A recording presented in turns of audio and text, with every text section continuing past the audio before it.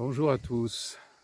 Aujourd'hui, j'ai intitulé cette vidéo « La fracture de l'ego ». Si j'ai appelé ce terme « la fracture de l'ego », c'est pour montrer qu'à un moment donné, il va falloir s'attaquer à cet ego. Il va falloir le remettre en cause. Alors, dans un chemin spirituel véritable, et sur une base psychologique solide, on va commencer par découvrir tous nos désirs, nos fantasmes, tout ce qui est au fond de nous et que nous n'avons pas voulu forcément ou pas toujours voir, pas toujours laisser s'exprimer par de la culpabilité, de la honte ou des règles sociales. Et donc, à partir du moment où on va comprendre que notre personnalité, ce n'est pas nous, ce n'est juste qu'un système de fonctionnement basé sur des peurs et des désirs refoulés. Donc, on va commencer à se dire, oui, mais qu'est-ce que j'ai au fond de moi? Quels sont ces vrais désirs? Les désirs de mon âme, les désirs de mon chemin, les désirs de mon être. Et à ce moment-là, donc, il va y avoir cette pullulation, on va dire, de désirs qui vont commencer à nous chatouiller de partout et à nous emmener dans des endroits bien pas faciles à vivre. Et pourtant, on est bien obligé de passer par là. On est bien obligé de passer par cet ego qu'il va falloir lui donner toute sa place. Donc, nous allons commencer à découvrir notre vrai destin par justement la libération de ces désirs enfuis, niés la plupart du temps. Et c'est ce moment-là où il va falloir commencer à se rendre compte que tous ces désirs ne sont pas de source divine, ne sont pas des désirs que nous avons obligatoirement à assouvir. Et donc il va y avoir ce que j'appelle cette fracture de l'ego, c'est-à-dire cet immense chemin, cet immense travail en profondeur de trier, de discernement, ce qui est juste, ce qui n'est pas juste pour nous, pour les autres.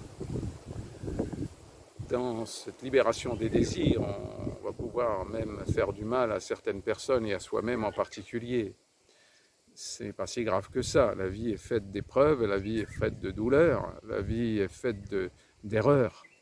Donc il faut bien arriver à assumer tout ce que nous allons vivre, sans se freiner, sans vouloir tout contrôler. Et donc cette libération des désirs va nous amener à des désirs pas justes, impossibles, ou du moins que l'on croit possibles, mais qui ne sont pas de notre destin, tout simplement. Donc cette fracture de l'ego, c'est enfin commencer le tri de ce qui est juste. Et ça, c'est l'amour qui va nous permettre de trier.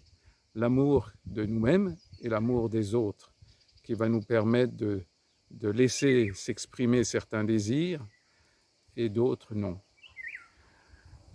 La fracture du désir, la fracture de l'ego, et c'est en même temps la fracture des désirs d'ailleurs, serait juste de l'apprendre au moment du complexe d'Œdipe.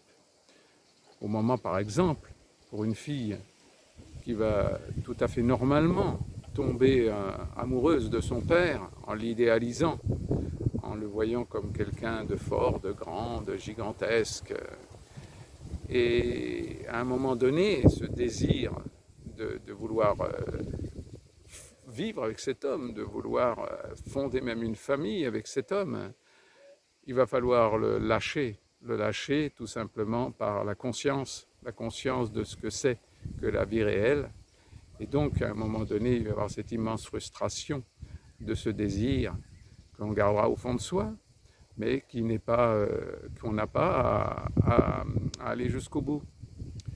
Et c'est ce désir, cette frustration de ce désir qui va nous permettre de grandir énormément vers l'âge adulte. Et pour un garçon, bien sûr, c'est l'inverse.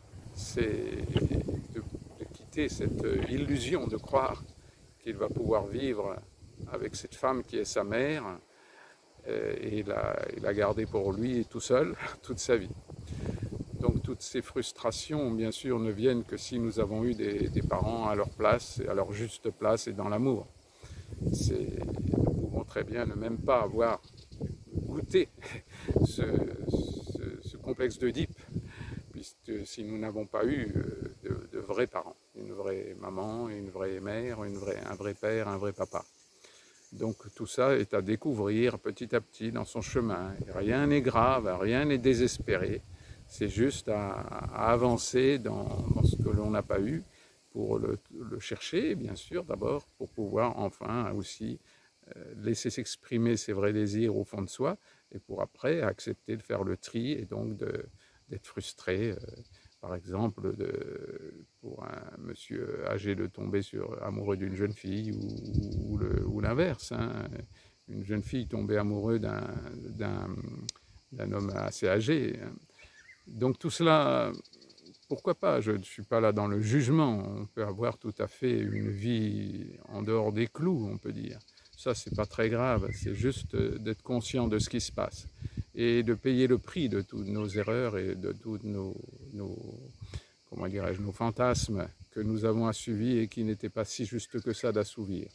Mais ça, chacun sa vie. Donc on ne peut absolument pas juger personne. C'est simplement la vie qui nous montre ce qu'est nous, notre limite à nous, et qu'est-ce que c'est qui nous est demandé de lâcher comme désir, et ce qui nous est demandé d'accepter. Et c'est en voyant le prix que nous payons en émotion, en souffrance, en regret, en illusion perdue, que nous comprenons là où il y a des désirs qui n'ont pas à être assouvis. Voilà, j'espère dans cette vidéo vous avoir montré ce qu'était que la fracture de l'ego, c'est-à-dire la fracture, le discernement de tous ces désirs et qui correspondent à notre chemin individuel et qui n'est pas le chemin du voisin, c'est le nôtre. Donc c'est pas toujours facile bien sûr de discerner ce qui est juste ou ce qui ne l'est pas. Mais c'est le jeu de la vie et c'est la passion de la vie, c'est tout simplement d'être heureux d'expérimenter tout cela, donc d'en accepter les frustrations, les souffrances qui font partie bien sûr de ce chemin pour aller vers qui on est vraiment et quel est notre destin. Et sans regret, sans culpabilité, sans honte, mais avec une responsabilité incroyable, la responsabilité de nos choix que nous avons à faire régulièrement pour être un adulte responsable, dans l'amour, totalement dans l'amour, mais un amour intelligent, un amour qui sait discerner ce qui est juste et ce qui ne l'est pas pour nous. Voilà, je vous embrasse tous très fort et bon courage dans cette fracture de l'ego et toujours plein de tendresse et du soleil dans votre cœur. Au revoir.